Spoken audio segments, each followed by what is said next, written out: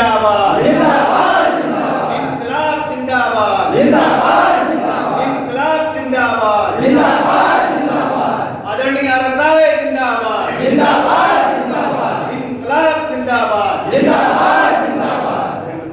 मेरा नाम वेद प्रकाश राय, पूर्वांचल महामंत्री विद्युत मजदूर संगठन। किस तरह का आज आप लोग भूख हड़ताल कर रहे हो, क्या है आज की ये भूख हड़ताल और आमरण अनशन यहाँ पे विद्युत मजदूर संगठन एवं विद्युत संविदा मजदूर संगठन द्वारा संयुक्त रूप से मुख्य अभियंता वाराणसी क्षेत्र के कार्यालय पर किया जा रहा है। प्रकरण बहुत ही लंबे समय से आज लंबित है, जिसमें हमारे 14 साथी संविदा के बिना किसी कारण के जौनपुर से निकाल दिए गए। उसमें 6 साथी, 2 अपंग हो गए, 1 डेथ कर गए, 3 लोग का पता ही नहीं है, केवल 8 लोग बचे हैं। आज 1.5 साल में कितने बार संगठन ने कम कम 10-12 बार पत्राचार कर लिया, बैठकें कर ली, मिले जा कर के चीफ साहब से मिले, अधिशासी अभियंता साहगंज से मिले, अधीक्षण अभियंता साहगंज से मिले, लेकिन कोई भी समस्या का समाधान नहीं किया गया। हर बार केवल झूठा दिलासा और आश्वासन की रख लेंगे, कर दिया जाएगा। अब आज 8 लोग बचे हुए हैं। परसों ज्ञापन देने से पहले भूख हड़ताल के मुख्य अभियंता साहब से भी वार्ता हुआ और अधिशासी अभियंता संबंध से भी वार्ता हुआ जो वहाँ पे हैं। उनके द्वारा वार्ता के दौरान भी उन्होंने कहा कि नहीं, हम इन लोगों को नहीं रख पाएंगे, जबकि उन्होंने कहा था कि चीफ साहब अगर लिख करके दे दें तो रखे जाएंगे। 2 पत्र चीफ साहब के देने के बाद भी अधिशासी अभियंता महोदय द्वारा कोई भी संज्ञान में नहीं लिया जा रहा है। ये अत्यंत चिंता का विषय है कि उच्चाधिकारियों के आदेशों की अवहेलना खुलेआम अधीनस्थ अधिकारियों द्वारा किया जा रहा है। दूसरा केस ये है कि 36 लोगों को बिना बात के ग्रामीण सर्किल में निकाल दिया गया।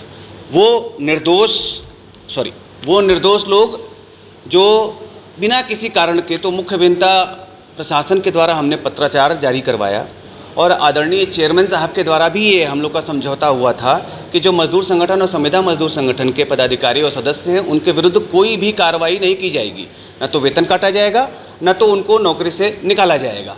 लेकिन इसके बावजूद भी 36 लोगों को बर्खास्त कर दिया गया। अब इस घटनाक्रम में जब हमने अधीक्षण अभियंता प्रशासन से वार्ता किया तो उन्होंने कहा कि हम इस पर वार्ता करेंगे, ये चेयरमैन साहब का आदेश है। तो हमने कहा कि आप चेयरमैन साहब का आदेश दिखा दीजिए, तो उनके पास कोई आदेश नहीं था। उन्होंने उल्टा हम ही से कह दिया कि आप ही दिखा दीजिए आदेश। हमने कहा निकाल आप रहे हैं तो आदेश तो आपको दिखाना चाहिए। फिर उसके बाद वो बात वहाँ पे हो गई, देख लेंगे। हमने कहा हमने ये आपको लिख करके दे दिया है, ये हमारे पदाधिकारी हैं, इनके साथ अन्याय कृपया मत कीजिए।